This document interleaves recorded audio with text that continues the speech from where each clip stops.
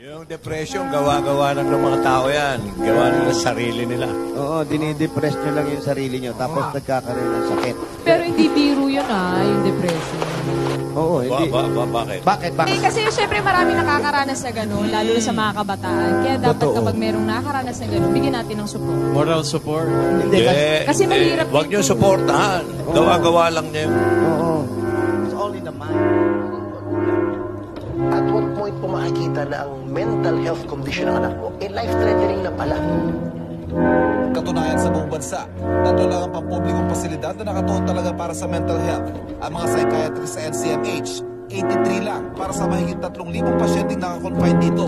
Ang mga nurse, kulang na kulang din. Iimbestigahan ngayon sa Senado ang umano'y bilyong pisong halaga ng korupsyon sa PhilHealth.